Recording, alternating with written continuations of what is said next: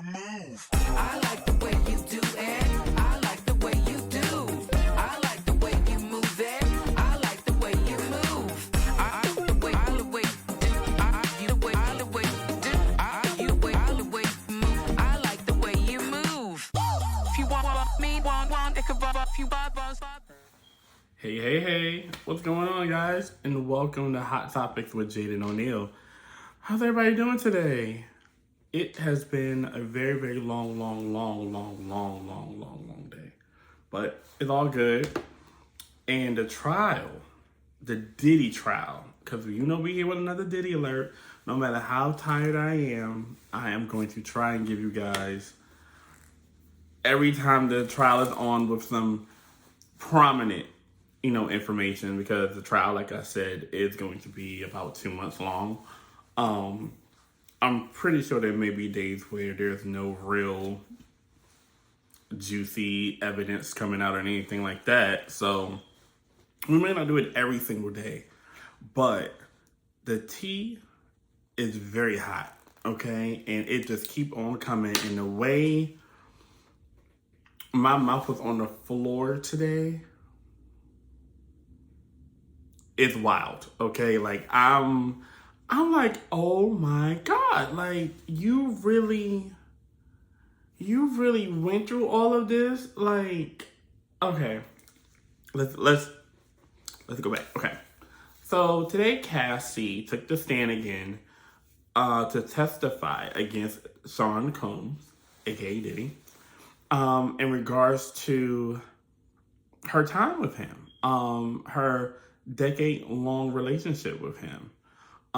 She started when she was 19 with him, and he was, I believe they said he was 17 years older than her. So y'all do the math. He was an old man, basically, okay? And she was just talking about the numerous freak-offs. Like, I know we talked about a little bit of it a day or so ago when Daniel Phillip took the stand and they were talking about the ones that he was a part of. Okay, that seemed like it was probably maybe 10, maybe 12 over the course of 2 years. Okay. Baby. The way Cassie described the freak-offs and the amount of freak-offs that were like back to back. Sometimes she would have to be in freak-offs for like 2 to 3 sessions with different guys. So it'll be like, oh, one is at 8, we gonna do it, and then we got another one coming at 1. And then maybe another at 4. And she had to be ready every time.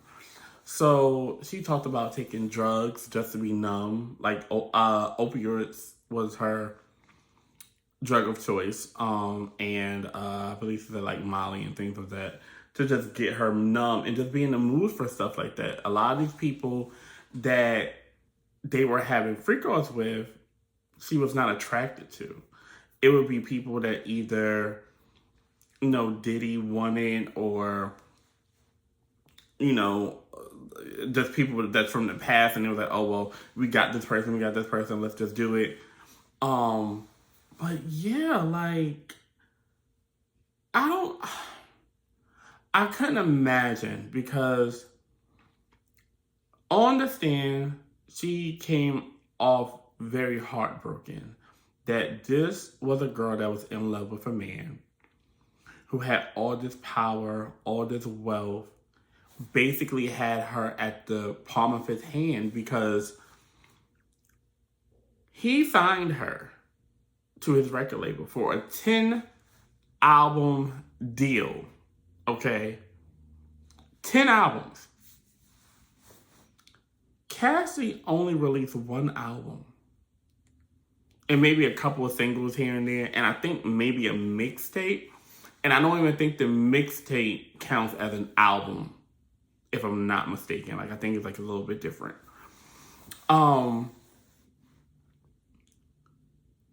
She didn't have time to make music. The way they were describing the frequency of the freak-offs and the abuse, she had no time, y'all. She was either being abused, healing, with a UTI. Oh, yes. UTIs now. And sores in her mouth. And I am appalled. And he would still want her to continue on as if nothing was wrong. So let's go back to the UTIs.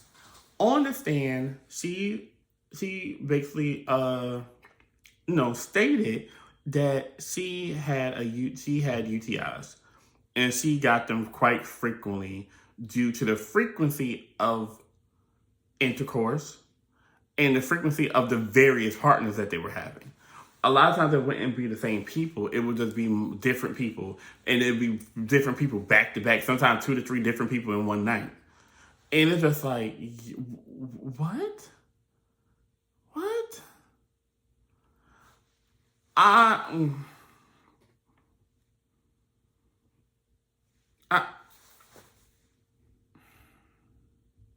don't know. I don't know if I could have been in something like that. Like, I know a lot of people say, money, power make you do different things and everything like that, but I don't know if I could stand or stay in something like that. Like, that is just... I feel like it's more heartbreaking than the act of itself, because the way she was coming across was like she was just in love with him, and she wanted him to really just truly love her, and he could never do that. He had to see her with other people. They had to be involved with other people. They had to have this lifestyle. It was never really about her. It was about what she brought to the table.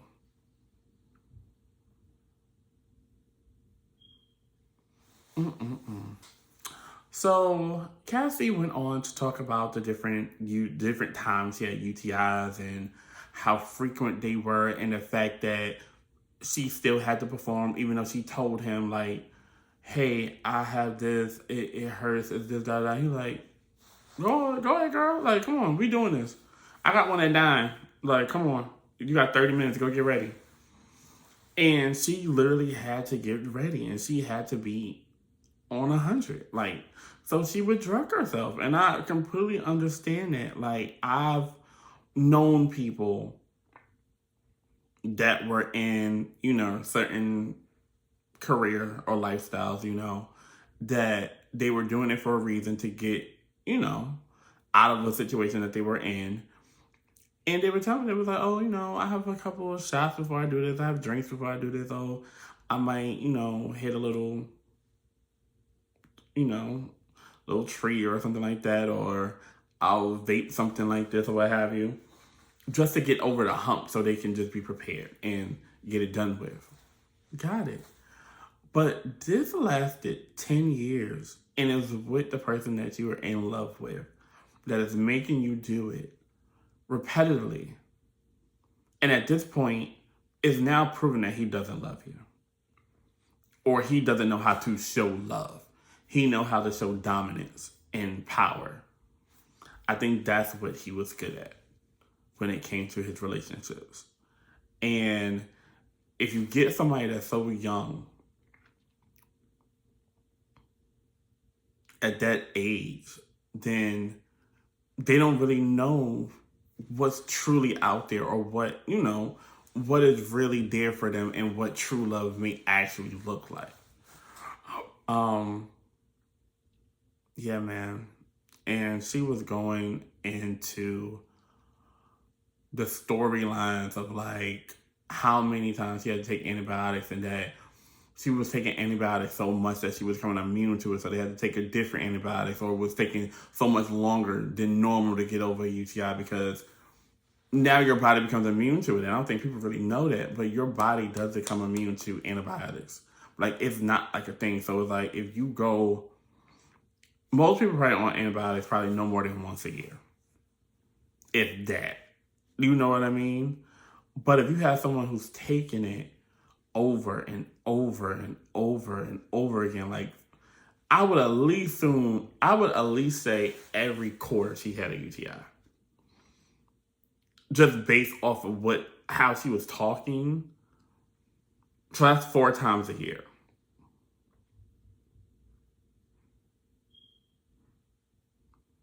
And I think the sad part is that he didn't care. This girl said that she was in the studio working on a track. And I guess her and him were going back and forth via text or iMessage or whatever it was at the time. And he was asking her how was she, how she felt, and she was like, yeah, I'm okay, I'm just really, really tired. I'm just laying down vocals for the track. And he was like, okay, how the vocals going? She was like, the vocals are okay. She said, I'm just really just going through a lot because I have these sores in my mouth. And apparently, when she said that on the stand, everybody in the courtroom was like, sores in your mouth? What? So they never really explained what the sores were from or what caused them, but you would have to think that the sores are probably caused by the different interactions that they were having. And not to say that it was an STD or anything like that, but you got to think about it. She's on antibiotics. She's drinking heavy. She's doing drugs on a consistent basis. There are different, penises, and she's on antibiotics. It could be vaginal fluids. It's just a lot going on that can be going on that can cause your mouth to break out. Like, it doesn't have to be what people automatically assume when someone says, oh, you got sores in your mouth. That does not mean that. There's a lot of other ways that you can get sores in your mouth. Okay. But that is devastating to hear. And she was just going on about the abuse, the times that he beat her. They had abuse photos. Like, she had taken photos of her. One time he had allegedly kicked her in the back. I guess they were about to get into it and he just kicked her in her back. He would literally stomp her out in different places and then hide her in a hotel because the kids were home or the kids were coming back or whatever the case may be. So it's like, they'll have freak offs, beat her up, put her in a hotel so she can heal, repeat the cycle all over again. And it was just like a redundant cycle over and over and over again of freak offs, drugs, UTIs, abuse, heal. Freak offs, abuse, UTIs, heal. Go to the hotel. Like, what is happening, y'all? Like, I knew it was a lot going on, but that's a lot. That is a lot. And the prosecution was really trying to convey the fact that she was in love. And regardless if he had made her do things like set up the freak offs with the different partners that they were going to have, pay them, or someone from else paid the actual escort, or whoever they were at the time for the freak offs. They were really trying to convey that she was in love with him. And I can definitely see that. If anybody has ever been around someone that's been in a DV type of situation, or they've been in one themselves, they know how hard it is to get out of a regular everyday relationship with someone that doesn't have the power or the money that Diddy does. You know what I mean? So the fact that they're trying to convey that makes perfect sense. And I get it. She was in love with him. And she wanted to be seen by him. And I think that was something that he just couldn't do. And And then when you think about it, like, you look back and it's like, he's had babies with all of these other women. But Cassie never had a baby with him. So I always think back, like, well, why didn't she have a baby with him? And she was like, she wanted to have a baby with him. So I'm just like, maybe that was the Lord, like, in the background, like, this can't happen, so we can't have this or anything like that. You can't be tied to him forever. So during a certain part of her testimony, they asked her husband to leave. Her husband must have been there the whole time listening to her testify for everything else. This aspect, it was, oh no, we want to have him out of the courtroom. Why do you ask? Because Cassie went on to detail a time where Diddy allegedly assaulted her in a different type of way. And apparently they did it for there to not be a disturbance and to protect Diddy and the husband.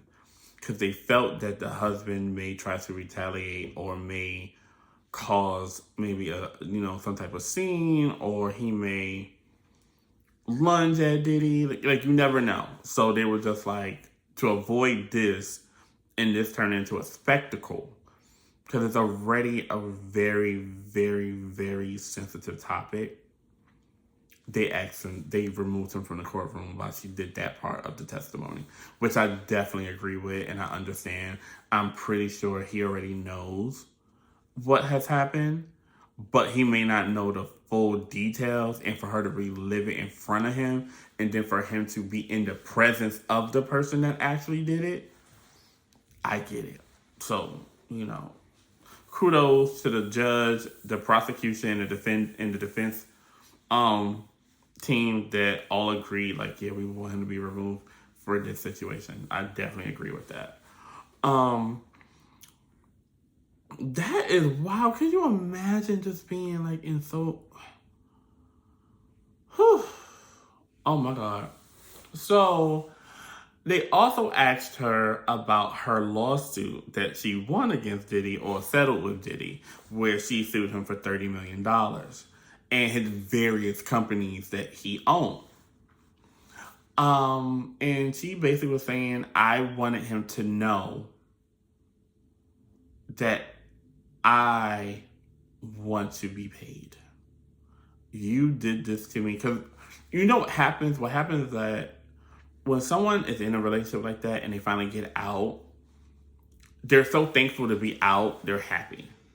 Then it's the anger and all of the other trauma that comes to the forefront. Because when you're living in it, you're just surviving.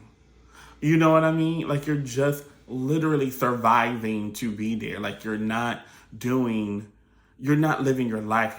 You're going through the motions. You're always on edge. You're always on this. So it's like, I'm just trying to survive. I'm just trying to make it. And then once you get to the other side and you start to find peace and happiness, that is when you start to get the hurt, and then you get the anger. And Cassie got the anger, and she was like, you're going to pay me for all the things you did to me, and I'm going to get you for the things that you love the most, and that is your money.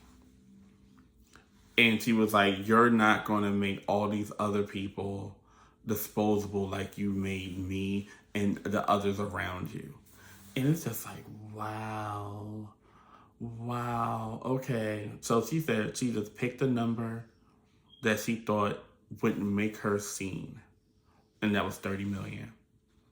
And they settled that within 24 hours, and she got $20 million. She confirmed that on the stand today. She got $20 million for all the pain she got for those 10 years. And it's still reliving it. Because Just because you're out of the situation, you know, you still have the residual effects of what's happening. Like, I just don't get it. Like, I'm just so thankful that she's found happiness. You know what I mean? Like, she has her husband, she has her kids, she has one on the way. Like, she has made another life for herself that is so different from what the lifestyle she was living when she was with Diddy. And I truly, truly, truly, truly wish her the best. Like, I want there to be a book one day. Like, I know she said that she wrote a book and she has sent, I guess, some of the chapters to Diddy. He said, ha ha ha ha, they'll never believe you. They'll never this, they'll never da da. I hope she can release that book. And I want it to come out so I can read it and support her. I will even go to an autograph signing. I will. If she has one in my area. I will go. I will get a signed copy of the book. I will. Because I just feel that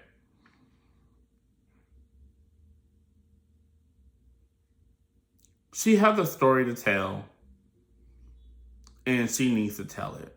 You know what I mean? Like, I know she got the money and everybody's like, oh, she's just probably money hungry and she just wanted this and just wanted that. It's not about that. Like, a lot of people feel like, oh, they just want the money. They just want it. No, guess what? The statute of limitations had probably expired by the time she finally got the courage to do it.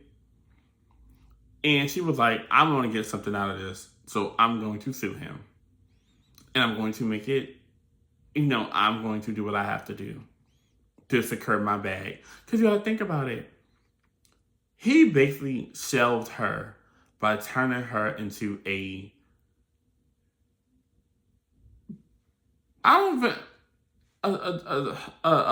trick. Like, I don't even know what to describe it. Like, she was literally,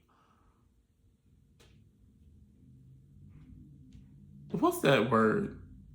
I probably can't say it here on YouTube, so I'm not gonna say it. But he basically tried to turn her into him, and that wasn't her MO.